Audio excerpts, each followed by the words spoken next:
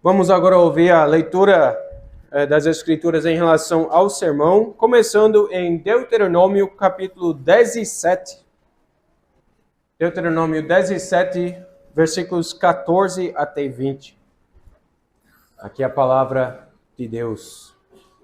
Quando entrares na terra que te dá o Senhor teu Deus, e a possuíres, e nela habitares, e disseres, estabelecerei sobre mim um rei, como todas as nações que se acham em redor de mim, estabelecerás com efeito sobre ti como rei aquele que o Senhor teu Deus escolher.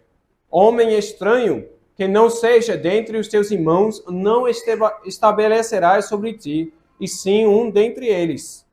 Porém, este não multiplicará para si cavalos, nem fará voltar o povo ao Egito para multiplicar cavalos. Pois o Senhor vos disse, nunca mais voltareis por este caminho. Tampouco para si multiplicará mulheres, para que seu coração não se desvie, nem multiplicará muito para si prata ou ouro. Também, quando se assentar no trono do seu reino, escreverá para si um traslado desta lei num livro, do que está diante dos levitas sacerdotes. E o terá consigo, e nele lerá todos os dias da sua vida, para que aprenda a temer ao Senhor, seu Deus, a fim de guardar todas as palavras desta lei e estes estatutos para os cumprir. Isto fará para que o seu coração não se eleve sobre os seus irmãos, e não se aparte do mandamento, nem para a direita, nem para a esquerda, de sorte que prolongue os dias no seu reino, e os seus filhos no meio de Israel. Vamos agora para o texto da pregação, 2 Reis, capítulo 11. 2 Reis, capítulo 11. Vendo Atalia, mãe de Acasias, e por seu interesse, a irmã de Jeorão, que nós vimos hoje de manhã, a filha de Acabe e Jezabel. Atalia, mãe de Acasias, vendo ela que seu filho era morto, levantou-se e destruiu toda a descendência real. Mas Jeozeba, filha do rei Jorão e irmã de Acasias, tomou a Joás, filho de Acasias, e o furtou dentre os filhos do rei, aos quais matavam, e pôs a ele e a sua ama numa câmara interior. E assim o esconderam de Atalia, e não foi morto. Jeozeba o teve escondido na casa do Senhor 6 anos. Neste tempo, Atalia reinava sobre a terra.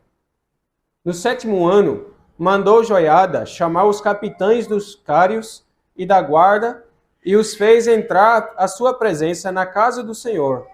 Fez com eles aliança, e ajuramentou-os na casa do Senhor, e lhes mostrou o filho do rei. Então lhes deu ordem, dizendo, esta é a obra que haveis de fazer. 1/3 parte de vós que entrais no sábado fará a guarda da casa do rei. E outra 1/3 parte estará ao portão sul, e a outra 1/3 parte ao portão de trás da guarda. Assim fareis a guarda e defesa desta casa. Os 2 grupos que saem no sábado, estes todos farão a guarda da casa do Senhor junto ao rei. Rodeareis o rei, cada um de armas na mão, e qualquer que pretenda penetrar nas fileiras seja morto. Estareis com o rei quando sair e quando entrar. Fizeram, pois, os capitães de 100, segundo tudo quanto lhes ordenara o sacerdote Joiada. Tomaram cada um os seus homens, tanto os que entravam como os que saíam no sábado, e vieram ao sacerdote Joiada. O sacerdote entregou aos capitães de 100 as lanças e os escudos que haviam sido do rei Davi e estavam na casa do Senhor. Os da guarda se puseram, cada um de armas na mão, desde o lado direito da casa real até ao lado esquerdo, e até ao altar, e até ao templo, para rodear o rei. Então Joiada fez sair o filho do rei, pôs-lhe a coroa e lhe deu o livro do testemunho. Eles o constituíram rei, e o ungiram, e bateram palmas e gritaram, viva o rei! ouvindo Atalia o clamor dos da guarda e do povo, veio para onde este se achava na casa do Senhor. Olhou e eis que o rei estava junto à coluna, segundo o costume, e os capitães e os tocadores de trombetas junto ao rei, e todo o povo da terra se alegrava, e se tocavam trombetas. Então Atalia rasgou os seus vestidos e clamou: traição, traição! Porém o sacerdote Joiada deu ordem aos capitães que comandavam as tropas e disse-lhes: fazei-a sair por entre as fileiras. Se alguém a seguir, matai-o à espada. Porque o sacerdote tinha dito: não a matem na casa do Senhor. Lançaram a mão dela, e ela, pelo caminho da entrada dos cavalos, foi à casa do rei, onde a mataram.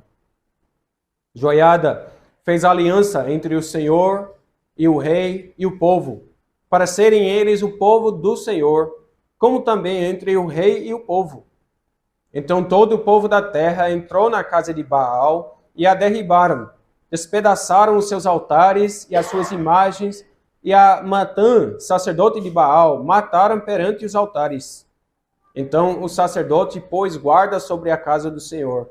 Tomou os capitães dos cários, os da guarda e todo o povo da terra, e todos estes conduziram da casa do Senhor o rei, e pelo caminho da porta dos da guarda vieram à casa real. E Joiás sentou-se no trono dos reis. Alegrou-se todo o povo da terra, e a cidade ficou tranquila, depois que mataram Atalia à espada, junto à casa do rei. Era Joiás da idade de 7 anos, quando o fizeram rei. Assim termina a leitura. Amada congregação do nosso Senhor Jesus Cristo, estamos novamente num capítulo bastante violento deste livro de Reis. Mais uma vez nós encontramos com a dificuldade que, se abordamos a Bíblia como livro de inspiração diária, livro de motivação para meu dia, provavelmente devemos pular o livro de Reis, como de fato boa parte das Escrituras. A Bíblia não foi escrita com esse propósito, mas para nos mostrar os atos da salvação de Deus a favor do seu povo, por causa do seu próprio nome. Nesse capítulo que nós vemos essa noite, nos mostra alguns dos anos mais precários na história da redenção. A promessa que o autor do livro dos Reis, quer dizer, tem nos apontado repetidas vezes, é a promessa que Deus fez a Davi. Se você lê o livro de Reis, do início ao fim, você vê quantas vezes ele lembra, no meio da infidelidade dos reis ou do povo, Deus teve misericórdia, lembrando-se da promessa que fez a Davi. E essa promessa, tanto destacada, agora está por um fio. A promessa que Deus levantaria um dos descendentes para assumir o trono e por meio dele estabelecer um reino permanente de justiça, de retidão. Essa grande promessa agora parece que vai cair. Essa esperança ficou por um fio quando Atalia subiu ao trono. Atalia era a filha de Acabe e Jezabel, o rei e a rainha mais ímpios na história do reino do norte da Samaria. Jezabel havia se mostrado a própria personificação do mal, desde o início da sua vida até a sua morte. Levou todo o reino do norte à adoração a Baal, assassinou o inocente Nabote, e provavelmente seus filhos também, massacrou os profetas de Deus. Atalia agora é a filha dessa mulher perversa. E, surpreendentemente, ela também é a esposa de Jeorão, o rei de Judá, no sul. Nessa época tinha 2 Jeorão. Jeorão do norte, que nós vimos hoje de manhã, agora Jeorão do sul, o rei de Judá. Isso é surpreendente. Houve uma aliança de casamento entre a prometida linhagem de Davi e a linha perversa de Acabe e Jezabel. Temos que perguntar, como isso aconteceu? Como é que pode? E a Bíblia não nos conta como é que foi. Mas lembrando que naquela época muitos casamentos eram organizados pelos pais. Tudo indica que o pai de Jeorão, ou seja, o rei justo, Josafá, foi responsável por este casamento. Josafá era um rei piedoso, mas um rei que ao longo da sua vida fez muitas decisões tolas, que teve consequências graves. E aqui já é uma lição muito importante para nós. Que é possível isso. É possível isso acontecer. É possível alguém amar ao Senhor sinceramente e ainda fazer decisões tolas e comprometedoras, talvez por falta de escutar os conselheiros e sábios na sua vida, ou por falta de levar a questão em oração diante do Senhor, ou simplesmente por teimosia e orgulho. Mas é possível acontecer. E às vezes tem consequências que duram não somente por sua vida, mas por gerações. Acontece às vezes. Os pais cristãos toleram coisas do mundo dentro de sua casa que não deveriam ter tolerado. E não enxergam perigo. Mandam seus filhos para uma escola onde serão educados pelo Estado, talvez por questão de custo ou conveniência, não enxergam o perigo ou não levam a sério, expondo seus filhos ao risco e depois descobrem a consequência. Seja o que for, o ponto é que é possível ser crente, sim, e fazer decisões tolas, com consequências graves. Isso deve ser motivo de temor para todos nós. E motivo de buscar sempre a sabedoria de Deus em sua palavra e a ajuda de conselheiros sábios e piedosos. Esse foi o problema na vida de Josafá. 2 vezes Josafá fez aliança militar com Israel do norte. Uma vez com Acabe, uma vez com o filho de Acabe, Jeorão, que nós vimos hoje de manhã. Em ambos os casos, Josafá falhou de buscar o Senhor antes de tomar essa decisão. E ambas as vezes terminou em desastre. Provavelmente foi o Josafá responsável por este casamento de seu filho com Atalia, a filha de Jezabel. E assim a maldita linha de Jezabel se juntou com a linha da promessa de Davi. Foi uma decisão tola. E agora, chegando em capítulo 11, quase todo membro da família real de Davi já foi exterminada. Assim que Josafá morreu, seu filho Jeorão, o casado com Atalia, foi e matou o restante de seus irmãos e os filhos deles, deixando só ele mesmo e seus filhos como herdeiros do trono. E então, depois de alguns anos, ele também foi morto. Logo depois, seu filho Acasias foi morto por Jeú, como nós podemos ler em capítulo 10. E agora Atalia, a rainha que sobrou do casamento, a rainha avó do inferno, viu sua oportunidade de assumir o trono. E isso ela faz nos primeiros versículos deste capítulo. A crueldade de Atalia em exterminar toda a descendência, incluindo seus próprios netos, nos mostra a capacidade do mal que o ser humano tem dentro de si quando ele vive por seu próprio reino, a todo custo. Atalia é a figura da mãe dela, Jezabel, a própria imagem do mal e da crueldade.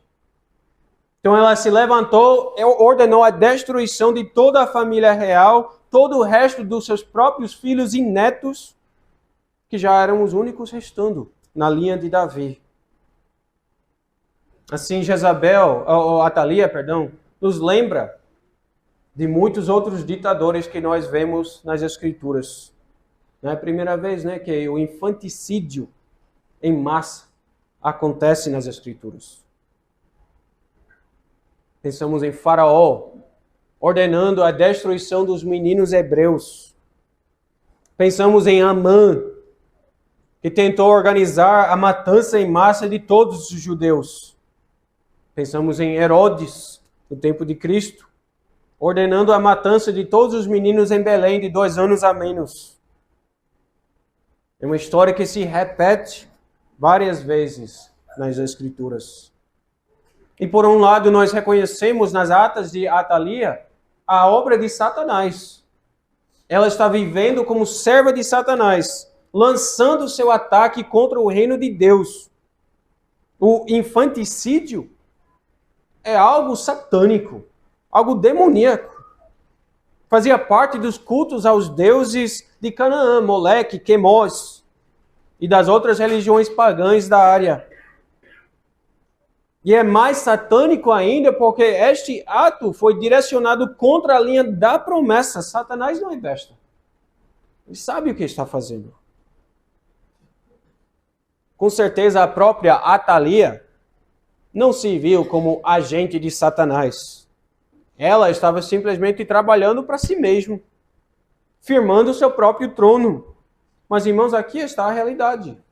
Quem vive assim, vivendo por si mesmo, acaba sendo servo de Satanás.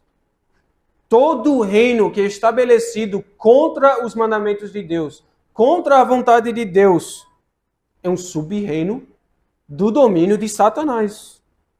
Todo indivíduo que se dedica ao estabelecimento do seu próprio reino, que vive pela lema, venha meu reino, faça-se a minha vontade, se torna ferramenta na mão de Satanás, o primeiro rebelde contra Deus. Agora, devemos pensar sobre estes eventos da perspectiva da igreja daquela época. Lembre-se que tinha fiéis dentro de Judá. Homens e mulheres em Judá que estavam esperando as promessas, confiando em Deus, como nós vimos hoje de manhã. Nós olhamos agora para trás e nós sabemos como a história terminou, mas eles não sabiam. Eles tiveram que viver em seu próprio tempo, tomando suas decisões, vivendo pela fé, esperando as promessas. E como homens e mulheres de fé, pensem em quão pouco eles tinham, em que poderiam segurar e se apoiar. Tudo o que eles tinham eram as velhas promessas que Deus deu para Davi por meio do profeta Samuel, muitos séculos antes. Promessas que passaram de geração em geração. Só promessas antigas que tinham que se aceitar pela fé, porque o Deus que as pronunciou é fiel e confiável. Obviamente, a essa altura, havia muitos homens em Judá que já desistiram das promessas ou não levaram a sério. O fato que Atalia foi capaz de fazer o que ela fez, que obviamente não fez com as próprias mãos dela, mas os soldados dela, e o fato que ela podia reinar por 6 anos em Judá, revela que havia muita infidelidade dentro de Judá. Isso só acontece quando a própria nação permite. O sumo sacerdote Joiada, sim, é fiel, e sua esposa Joseba. Mas seriam considerados por muitos em Judá como antiquados, fundamentalistas religiosos, que ainda se seguram a essas promessas antigas. O mundo em Judá já mudou muito. Havia outras novas ameaças que Moisés nunca imaginava. Os grandes impérios da Síria, da Assíria. Para muitos em Judá é a hora de deixar essa religião, deixar essas velhas profecias, viver no mundo moderno. Eles aceitaram, pelo menos permitiram, o reino de Atalia e a exterminação da linha de Davi. Imagine a dificuldade para ser um crente nesse momento. Como é que se segura as promessas que Deus falou para Samuel quando nem tem mais a linha de Davi? acabou-se. Talvez alguns imaginaram, pelo menos Atalia era casada, então talvez Deus vai preservar a linhagem através dela. De alguma forma, permitiram que aconteça. Sabendo disso, nos ajuda a apreciar a coragem e a fé que Deus deu a estes dois, Jeuzeba e seu marido Joiada. No meio da matança, enquanto os guardas, os soldados da rainha, estavam entrando nos quartos e matando os bebês e crianças, Jeuzeba, uma irmã do falecido rei Acasias e esposa do sumo sacerdote, entrou e sequestrou um dos meninos, Joiás, e o escondeu numa câmara do templo com sua ama por 6 anos. A palavra hebraica aqui, traduzida câmara, se refere nem tanto a um quarto, mas um tipo de despensa ou guarda-roupa. Imagine crianças passar os primeiros 6 anos de sua vida escondido dentro de uma despensa, não vê nem a luz do sol, e se você sair vai ser morto. E ninguém sabe que você está escondido ali. Essa foi a criação de Joiás. Agora nós temos que perguntar por que Jeuzeba fez isso, sequestrando um dos meninos. Ela colocou sua vida em grande risco. Não era vida qualquer, a esposa do sumo sacerdote. Uma vida que ofereceu luxo, proeminência, respeito, uma vida boa. Colocou sua vida em risco para salvar o menino da linhagem de Davi. Por quê? A única resposta é porque ela creu nas promessas de Deus. Embora ela não tinha nada além da promessa que Deus deu a Davi. Jeuzeba, cujo nome interessante significa Javé jurou-se. Jeuzeba e seu marido acreditaram e construíram suas vidas acima dessas promessas de Deus. Jeuzeba e seu marido decidiram edificar sua vida sobre a palavra de Deus. Então, deixe-me perguntar a vocês, sobre o que você construi a sua vida? Quando você pensa que homem que eu serei, que mulher que eu serei. Porque este ato que vemos de Jeuzeba, este ato de coragem, um momento tão perigoso e instantâneo, um momento de tomar decisão, não acontece por acaso. É fruto de uma vida de fé e dedicação ao Senhor. Ao longo da vida e principalmente nesses momentos críticos, onde decisões têm que ser tomadas na hora, ficam evidentes os alicerces da nossa vida, em que realmente estamos confiando. É nesses momentos críticos que não temos nem tempo para pensar, mas agimos em base dos nossos valores e crenças, que nós mostramos o que realmente cremos e o que realmente importa. Vendo esse cenário, nós vemos várias respostas a essa questão. Vários tipos de pessoas. Nós temos as Atalias, pessoas vivendo por seu próprio reino, em total desobediência ao Senhor, abusando, trapaçoando, mentindo, destruindo, tudo ao seu redor, por si mesmo. Além disso, tem a maior parte de Judá. Pessoas que professavam o nome do Senhor, mas evidentemente as promessas de Deus não tinham muito peso em sua vida. E nesses momentos críticos e perigosos, nas grandes decisões de suas vidas, eles demonstraram que se importavam mais com seus próprios campos, e empresas, e casas, famílias. E por causa da passividade deles, que não queriam arriscar sua própria vida, que Atalia chegou ao trono e permaneceu no trono por 6 anos. Graças a Deus, Deus também preparou Jeuzeba e Joiada, que colocaram sua esperança nas promessas de Deus e fizeram disso o fundamento de sua vida. E nesse momento, Eles nem pararam para pensar sobre o que importa para eles. Entraram logo, colocaram sua vida inteira em risco. E Deus usou a obra deles para preservar a linha que leva a Cristo. Agora, séculos depois, nós podemos olhar para trás e reconhecer a importância do que Joiada e Joseba fizeram. Fizeram naquele momento e continuaram por 6 anos a fazer. E nós vemos a lição. Você não pode preservar sua vida aqui na terra. Não pode, nenhum de nós pode. Mas você pode usar sua vida como um instrumento na mão de Deus, em obediência aos seus mandamentos, dentro de sua aliança. E Deus pode usar sua vida para fazer sua vontade. É uma bênção ler os livros históricos da Bíblia, mesmo com toda a violência que esses livros contêm. Porque esses livros nos orientam para as realidades eternas e o plano de salvação que Deus ainda hoje está realizando. Nós vemos que os propósitos de Deus são muito maiores do que nós mesmos em nossas vidas. Nossa tendência é de se preocupar com nós mesmos, com coisas geralmente até passageiras. Até acontece às vezes em nossos estudos da Bíblia, queremos perguntar: o que isso tem para mim hoje? Como é que isso vai me ajudar hoje? Não estou dizendo que está errado.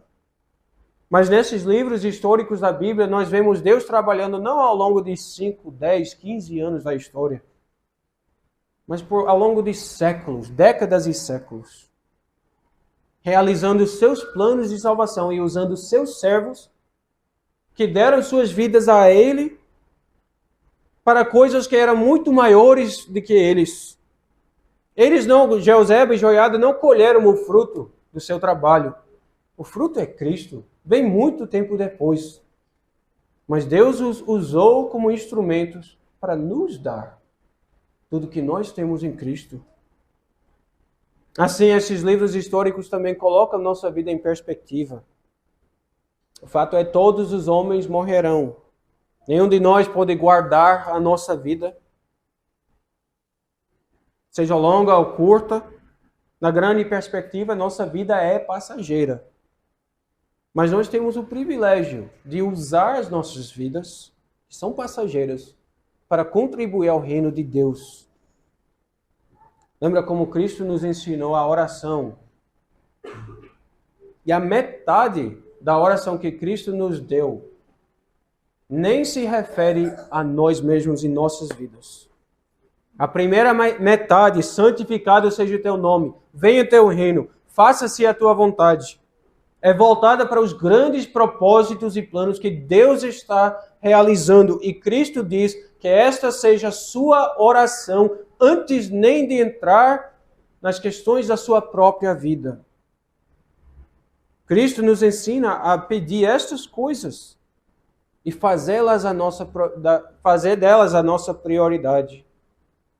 Cristo ensinou aos seus discípulos: busquem primeiro o reino de Deus e sua justiça, e todas essas outras coisas vos serão acrescentadas. Então, irmãos, a Bíblia não é sobre nós. Não devemos procurar na Bíblia nós mesmos, ou o que Deus tem hoje de me oferecer. Devemos procurar o que Deus fez conforme suas promessas para cumprir seus planos. E assim poderemos enxergar como é que minha vida se encaixa dentro daquilo que Deus está fazendo. É por isso que Joseba colocou sua vida em risco para salvar esse bebê da linhagem de Davi e o escondeu debaixo da cara da rainha por 6 anos. A promessa que Deus fez é que será um homem da linhagem de Davi, descendência de Davi. E assim Joseba viu seu lugar, a necessidade de sua ação no meio dos planos de Deus, jogou toda a sua vida em jogo e fez o que era necessário para preservar a linha de Davi. E que papel importante que Joseba desempenhou. Quantos de nós até lembraríamos antes dessa pregação quem era Jeoseba? Eu acho, estou chutando, que não tem ninguém aqui que tem o nome Jeoseba. A gente não usa esse nome. Não é uma mulher nem tão conhecida dentro da Bíblia.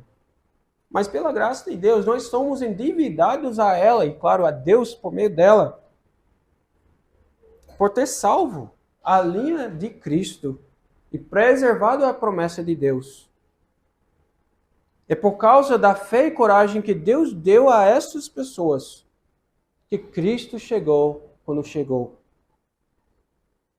Ela viu sua vida como coisa pequena, coisa descartável, coisa que poderia ser investida no reino de Deus, para as promessas de Deus. Ela reconheceu seu tempo e ela agiu. E assim todos nós devemos também perceber nosso lugar dentro dos planos de Deus. Talvez não somos destinados a cumprir um papel tão significante quanto Jeoseba cumpriu. Mas todos nós temos uma vocação de Deus e devemos estar atentos. O que Deus me chamou para fazer, dentro dos papéis que Deus me deu. E sendo fiel, também reconhecerei, na hora de Deus me chamar, o que eu também preciso fazer. Todos nós estamos chamados para viver, não por nós mesmos, mas buscando primeiro o reino de Deus e sua justiça. Somos chamados a proclamar o nome de Cristo, a servir a edificação da igreja, a viver como Cristo, como profeta, sacerdote e rei. E não sabemos se Deus vai usar nossa fidelidade dentro dos nossos ofícios, na hora certa, para realizar grandes propósitos. Nós temos a promessa que nossos trabalhos, pequenos e simples, se são feitas pela fé, não serão em vão. Então, depois de 6 anos escondido, Joiada, o sumo sacerdote, reuniu os capitães da guarda real, que tinham a responsabilidade, ironicamente, de preservar o trono de Davi, e ele mostrou o menino Joiás a ele. E ele fez uma aliança com eles, um juramento para cumprir sua responsabilidade que eles tinham prometido a fazer quando entraram no ofício da guarda real. E então ele organizou as tropas ao redor do palácio. Interessante, né? O sumo sacerdote assumindo um papel militar porque os militares abandonaram seu papel. Organizou as tropas ao redor do palácio, trouxe para fora as espadas e os escudos reais que foram guardados e proclamou o menino como rei, um ato de traição, pelo menos aos olhos de Atalia. Esse texto levanta questões, talvez sobre o 5º mandamento, e nossa responsabilidade para com as autoridades civis. Alguns poderiam acusar Joiada de traição, e de fato é isso que Atalia fez. Poderia dizer que isso foi desobediência ao 5º mandamento. Afinal, Atalia, mesmo sendo mulher ímpia, ela é a autoridade. Mas nós vemos que Joiada não é condenado pelo que ele fez. Pelo contrário, Joiada agiu de acordo com sua responsabilidade e seu ofício. O sumo sacerdote teve a responsabilidade de preservar e defender a lei de Deus em Israel, junto e ao lado do rei. Pode ser que muitos em Judá justificaram sua passividade, porque afinal, disseram, Atalia é a autoridade. Lembra como Davi não queria tocar o ungido do Senhor? Então nós também não queremos mexer. Talvez apelaram para a providência de Deus. Foi Deus que deixou Atalia chegar. Então vamos ver o que Deus faz. Justificando sua infidelidade à sua responsabilidade. Não foi assim que Joiada viu a situação. Atalia poderia ser rainha em nome. Mas Judá é uma nação da aliança de Deus, cuja suprema autoridade não é Atalia, mas a lei de Deus, o tipo de constituição, entre aspas, daquela nação. Da mesma forma como hoje, as nossas autoridades precisam fazer um juramento para se submeter e defender a Constituição do nosso país. Assim também o rei coroado, debaixo da autoridade da lei, não era autoridade suprema. Nós vimos isso em Deuteronômio. Seu primeiro ato real tinha que ser de escrever uma cópia pessoal do livro da lei de Moisés e ler desse livro e meditar nele todos os dias da sua vida. Biblicamente, nós vemos a autoridade, o magistrado não é a autoridade suprema. A lei de Deus é. Então, Joiada não estava sendo um revolucionário, um rebelde, mas um fiel, agindo de acordo com o ofício que ele recebeu. Os infiéis eram os homens de Judá que não agiram nas suas responsabilidades na hora que Atalia fez esse golpe. A restauração da ordem, da lei, por meio de Joiada, foi um ato de obediência ao quinto mandamento. E Atalia era a desobediente. Nós vemos também no Novo Testamento, a Bíblia nunca nos ensina uma submissão absoluta às autoridades civis. Como Judá e Israel naquele tempo, tinham autoridades por cima deles, a lei escrita de Deus.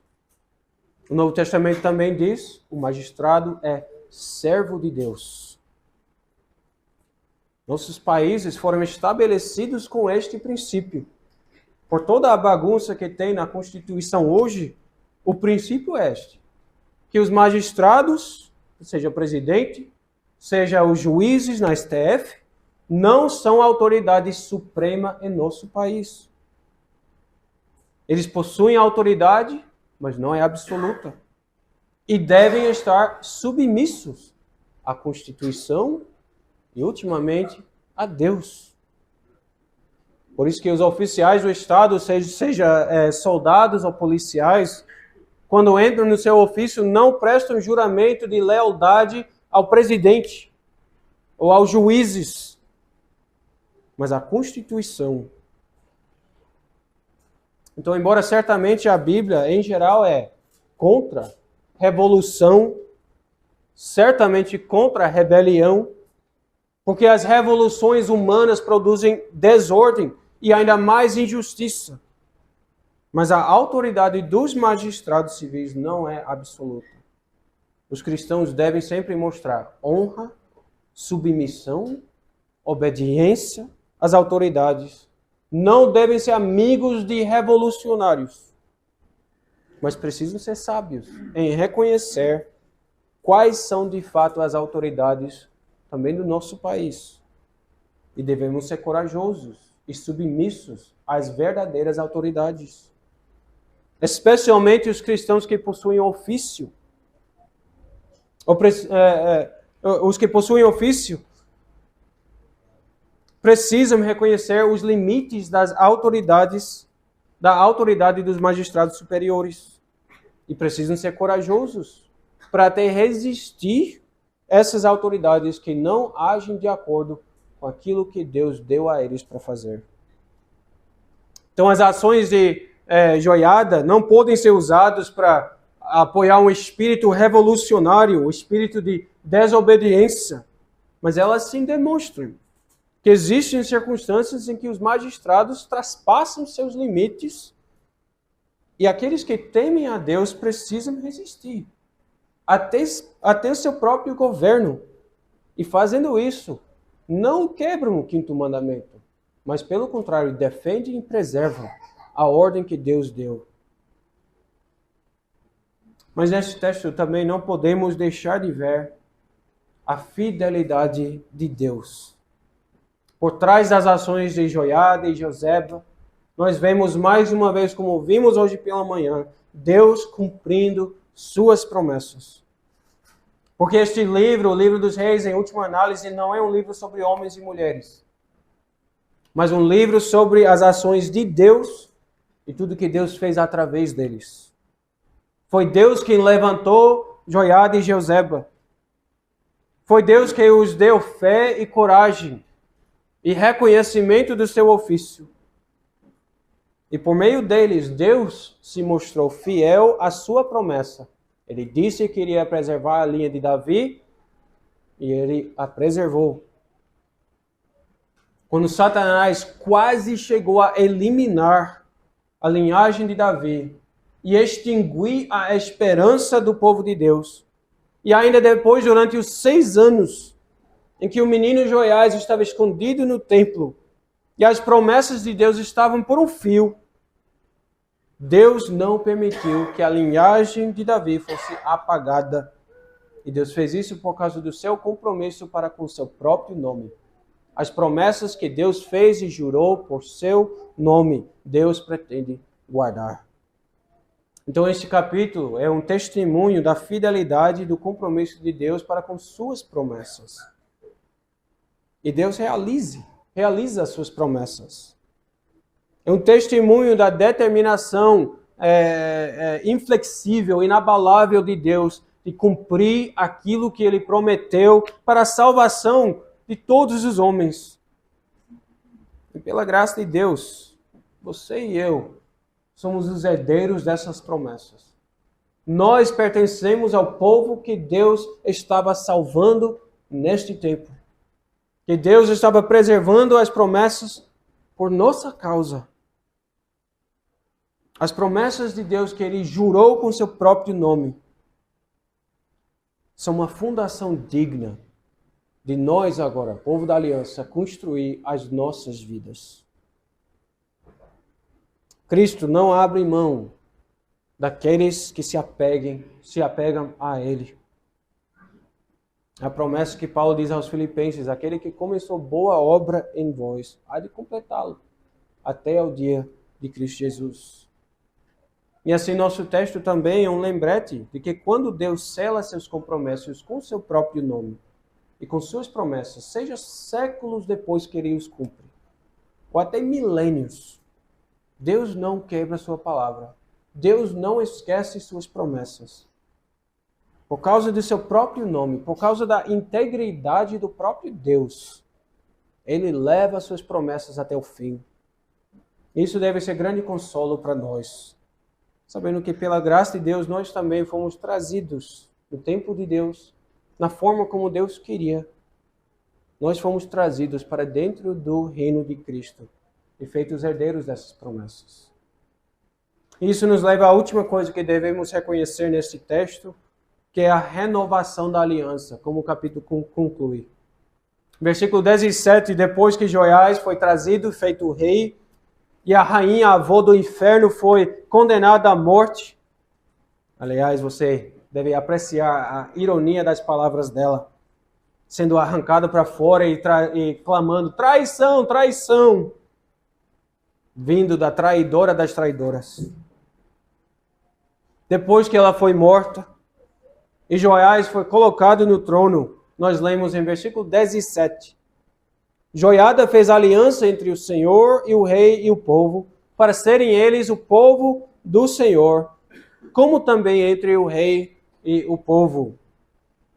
Joiada reconheceu que precisava renovar a aliança de Deus. Foi pela misericórdia que Deus não abandonou sua parte da aliança. Deus foi fiel, mas o povo não foi. A linhagem de Davi quase foi extinta por causa da infidelidade dos homens de Judá. E Joiada reconheceu: agora é hora de nós lembrarmos da aliança e firmamos o nosso compromisso novamente. Foi a falta de fidelidade que levou a essa situação. Começando com Josafá, o rei, se foi de fato ele que permitiu tal casamento, estendendo-se para os oficiais e os soldados em Judá, e de fato com todo o povo que permitiu esse golpe e não fez nada. A linhagem de Davi quase estava extinta. E a culpa a isso era inteiramente do povo de Deus. se não fosse o compromisso de Deus para com suas promessas, a apatia do povo teria levado ao fim da esperança da salvação. Então não é sem razão que este capítulo termina com uma renovação da aliança. Na verdade, duas alianças foram feitas. Uma entre o Senhor e o povo. Um tipo de renovação da constituição da nação, para o povo ser fiel à lei de Deus. E outra aliança entre o rei e o povo. O texto da Bíblia não nos diz exatamente o conteúdo de cada aliança, mas certamente seria, nesse caso, do rei e do povo, que ambos serviriam ao Senhor e cada um por seu lado protegeria a lei de Deus por cima dos dois, para que nunca mais aconteça tal coisa como aconteceu com Atalia. O rei não pode reinar absolutamente, mas tem que estar debaixo da autoridade, e o povo deve garantir isso. Foi uma espécie de despertar por parte do povo de Deus, uma rededicação ao Senhor, uma renovação da sua esperança nas promessas do Senhor. E essa renovação da aliança teve consequências práticas. Primeira coisa, eles foram para a casa de Baal, derrubaram a casa de Baal e mataram o sacerdote de Baal. Removiam os ídolos que eles haviam tolerado dentro de Judá por muito tempo e mataram os sacerdotes que serviam esses ídolos.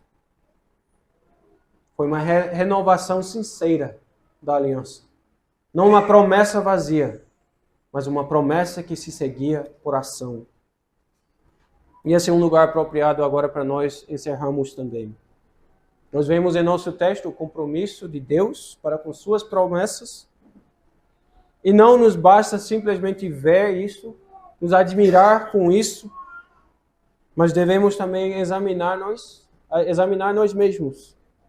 Se nós também seremos um povo fiel, membros da aliança, preparados para construir suas vidas acima das promessas que Deus nos deu. Seremos um povo que espera em Deus, que olha para Deus, que busca o reino de Deus e sua justiça e dedica a sua vida e todas as suas ações à obediência a Deus. Se for, então nós também precisamos reconhecer quaisquer ídolos que existem dentro de nós, seja nossas casas, seja nossos corações. E temos que fazer como o povo de Israel fez: derrubar estes templos, remover estes ídolos. Sejam os templos e ídolos de materialismo, ou de confortos terrenos, de prazeres vazios e imorais, os deuses do respeito e apreciação do mundo ao nosso redor, ou as prioridades que o mundo espera que nós tenhamos. Se vamos ser um povo dedicado ao Senhor, não há como fugir disso. Temos que ser um povo preparado para a guerra, empenhados em fazer guerra contra a idolatria, especialmente onde existe em nosso próprio meio. Ser um cristão envolve uma luta. O Catecismo, dia do Senhor 12, diz que nós somos como reis em Cristo, que devemos lutar com consciência livre e boa contra o pecado e contra o diabo nesta vida, para depois reinar com ele eternamente sobre todas as criaturas. E essa aí então é a promessa. Os que esperam em Deus lutam para o reino de Deus com a boa e livre consciência. Não sabem o que Deus vai fazer nessa vida. Não sabem se serão exterminados como Jeozeba bem poderia ter sido. Mas sabem que são fiéis e que reinarão com Deus eternamente. Descobrirão também ao lutar que é Deus que está usando-os, operando por meio deles, tanto para querer quanto para trabalhar. E que Cristo é o próprio autor da sua fé, que agora está colocado em prática. E sendo assim, Cristo certamente o sustentará até o fim da sua luta, por causa do compromisso de Cristo para com suas promessas a todos aqueles que pertencem a Ele. Amém.